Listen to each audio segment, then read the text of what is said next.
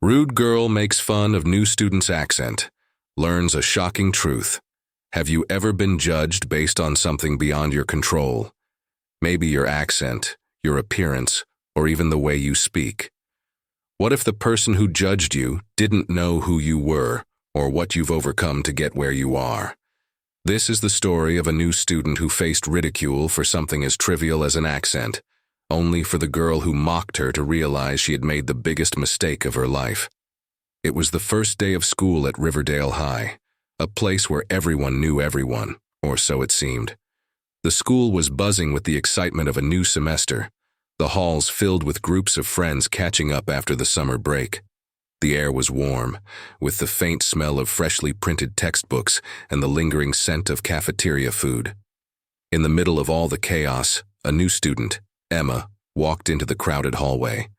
She stood just inside the entrance, clutching her books tightly to her chest, her eyes scanning the faces around her. She was a bit nervous. New schools were always tough, and she had moved here from overseas just weeks ago. She had spent most of her life in a small village in Ireland, and the transition to an American high school was daunting. Emma's dark brown hair framed her face, her soft green eyes full of uncertainty. She was dressed neatly in a simple blouse and jeans, but it wasn't her appearance that made her stand out. It was her accent. Emma still spoke with a thick Irish lilt that she hadn't been able to shake off, no matter how hard she tried. It wasn't something she could control, but she knew it made her sound different to others. As she walked through the hallway, she overheard whispers and giggles. Some of the students eyed her curiously, others just kept walking, pretending not to notice. Emma tried to ignore them, focusing on finding her locker, but she couldn't help but feel out of place. At the other end of the hallway, a girl named Sarah was chatting with her friends. Sarah was the type of girl who loved to be the center of attention, always with the latest trends, always surrounded by her group of popular friends. She had been a student at Riverdale High for years and thought she knew exactly what fit in and what didn't. When Sarah noticed Emma walking by, her eyes narrowed. There was something about the new girl that caught her attention, something she felt she could use for her amusement. As Emma passed by, Sarah leaned over to her friends and whispered loudly enough for Emma to hear. "Did you hear that?" Sarah giggled. "She sounds like she's just stepped off a plane from some old Irish village. Like, do people still talk like that?" Her friends laughed along, but Emma froze. Her face flushed with embarrassment as she realized they were mocking her accent. She wanted to turn around, say something, but her nerves got the best of her. Instead, she kept walking, her heart sinking with every step. The next few days at school were not much better for Emma. Every time she walked through the halls, she felt eyes on her, whispers in her ear. It wasn't just Sarah anymore. It seemed like the whole school was fascinated by her accent, but not in a friendly way. They saw her as different, an outsider who didn't belong. Emma was a quiet person by nature, and she tried to keep to herself, hoping that people would eventually get used to her and stop staring. But the taunts didn't stop. One day in the cafeteria, Sarah and her friends made sure to sit next to Emma, and their mocking continued. "Oi, Emma, could you say something for us?" Sarah smirked, her voice dripping with sarcasm. "Like, top of the morning to ya." The girls burst into laughter, and Emma felt the heat of their gaze on her. She wasn't sure how much more she could take. The teasing had gone on long enough, but she had learned to hold her tongue. She knew that fighting back would only make things worse, and it wasn't worth it.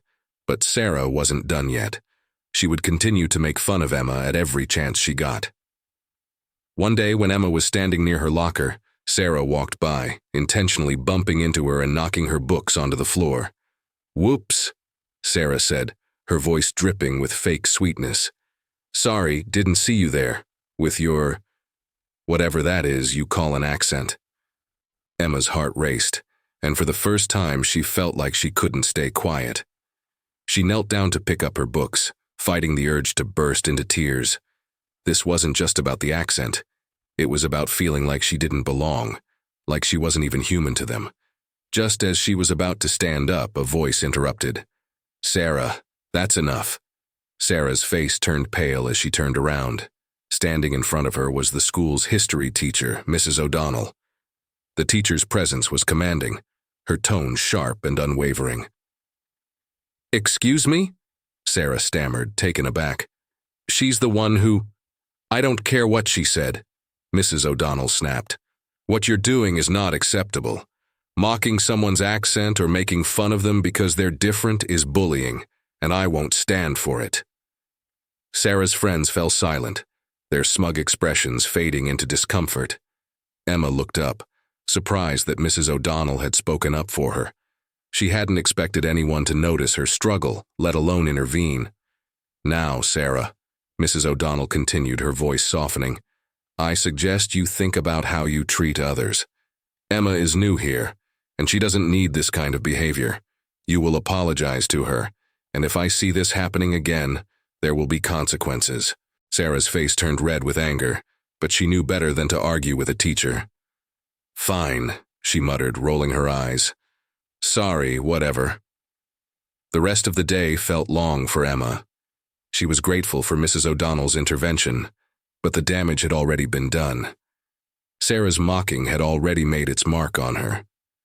The students around her continued to snicker behind her back, and the whispers followed her wherever she went. But as the days passed, something unexpected began to happen. Emma started to notice little changes. Slowly but surely, some of the other students began to treat her differently. There were a few shy smiles in the hallway, a couple of friendly nods in class. It was a small start, but it made Emma feel less invisible. One day after school, Emma was walking home when she saw Sarah sitting alone on a bench, looking down at her phone. She hesitated, unsure whether to approach her.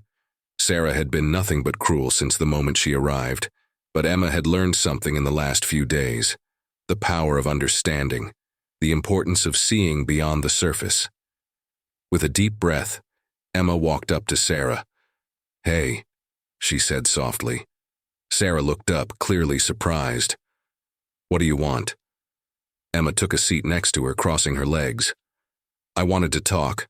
I know you were making fun of my accent before, but there's something you don't know about me." Sarah raised an eyebrow. "Oh, really?" Emma nodded.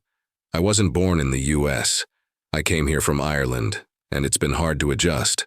I miss my home, my friends, and my family. My accent, it's the only part of me that hasn't changed." For the first time, Sarah's expression softened. "I didn't know." "I didn't think you did," Emma replied, her voice calm. "But I want you to know that being different doesn't make me less than anyone else. I have my story, my journey, and I'm proud of it." Sarah looked down at her phone for a moment, her fingers still, before she looked back up at Emma. I'm sorry. I didn't realize how much I was hurting you. I guess I was just being stupid." Emma smiled softly. "It's okay, I just hope you understand now." The next day, Emma noticed something different. As she walked into the cafeteria, Sarah caught her eye from across the room. To Emma's surprise, Sarah waved her over. "Hey, Emma, come sit with us." For a moment, Emma hesitated, unsure whether this was some sort of trick. But then she saw the genuine look in Sarah's eyes. She walked over and sat down at the table, her heart beating with nervous anticipation. The conversation was awkward at first, but it gradually became more relaxed. Sarah introduced Emma to a few of her friends, and they talked about school, their interests, and their lives. It wasn't perfect, but it was a start. From that day forward, Emma and Sarah became friends. It wasn't a friendship that happened overnight, but Sarah had learned a valuable lesson. Mocking others based on their differences only creates walls, not bridges. Over time, Sarah began to embrace Emma's accent, even teasing her about it in a light-hearted way. But it was never cruel anymore. Emma found herself finally accepted, no longer an outsider. She still missed her home in Ireland, but she knew that here she had a place. And sometimes, the people who seemed the most difficult to reach were the ones who just needed a little understanding. As Emma walked home that afternoon, she couldn't help but smile. She had learned that people are more than the stereotypes we place on them. Sometimes all it takes is a little patience, a little empathy to turn a situation around. No one should ever be judged by their accent, their appearance, or their background. Things can always get better, Emma thought, as long as you give them a chance.